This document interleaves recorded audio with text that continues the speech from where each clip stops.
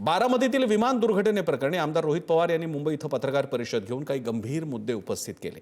या पार्श्वभूमीवर दुर्घटनेनंतर प्रत्यक्षदर्शी ग्रामस्थांनी सांगितलेले तपशीलही समोर येत आहेत। दुर्घटनेच्या वेळी विमानतळ परिसरात उपस्थित असलेल्या काही ग्रामस्थांनी सांगितलं की विमान लँडिंगच्या आधी काही वेळ हवेत अस्थिरपणे ते फिरताना दिसत होतं।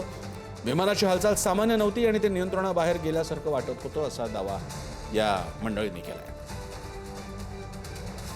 विमान हे लँडिंग पायलटने करायलाच नको होतं, कारण त्याची कंडिशन वाटत नव्हती की ते व्यवस्थित लँडिंग होईल असं, पण ते तसंच झालं। त्यांनी रनवे सोडून बाजूला लँडिंग केलं, त्यामुळं स्फोट इतका भयानक झाला की 200-250 फूट वरती जाळ जात होता आणि धूर पण इतका होता, आपण CCTVत वगैरे बघितलंच आहे, भयंकर। त्यामुळं त्यातून कुणी वाचणं ही अशक्य गोष्ट आहे, एवढा मोठ्या प्रमाणात जाळ होता। ज्यावेळेस क्रॅश झालं त्यावेळेस इतका मोठा स्फोट झाला आणि विमान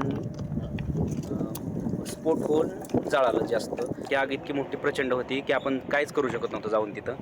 आणि नंतर थोड्या वेळात मग त्यांच्या ॲम्ब्युलन्स वगैरे, अग्निशमकच्या गाड्या वगैरे, पोलीस वगैरे सगळे रनवेवरून आले आणि त्यावेळेस आम्हाला समजलं की यात कोणतरी मंत्री येणार होते म्हणून। किरणदादा गुजर दिसले आणि ते रडायला लागले, तर आम्ही जाऊन दादा म्हणले की आपले दादा यायचे होते ह्यातून। मग त्यावेळेस आम्हाला समजले की हे दादांचं विमान आहे म्हणून, आणि तोपर्यंत बॉड्या डायरेक्ट डेट होऊनच बाहेर पडल्या होत्या। तर दादांची बॉडी एकीकडं आणि आपले त्यांचे बॉडीगार्ड त्यांची बी बॉडी एकीकडे पडली होती, बाकीच्या 3 बॉड्या आतमध्येच होत्या। विमान 8:45 वाजता आलेलं होतं आणि जे आर्मीचं मिलिटरीचं विमान जसं स्टंट करतं तसं अर्धा किलोमीटरमध्ये त्यानं अगोदर विमानाची जी दिशा होती ती दक्षिण उत्तर होती, ती दक्षिण उत्तर, परंतु आमचा रनवे पूर्व पश्चिम आहे।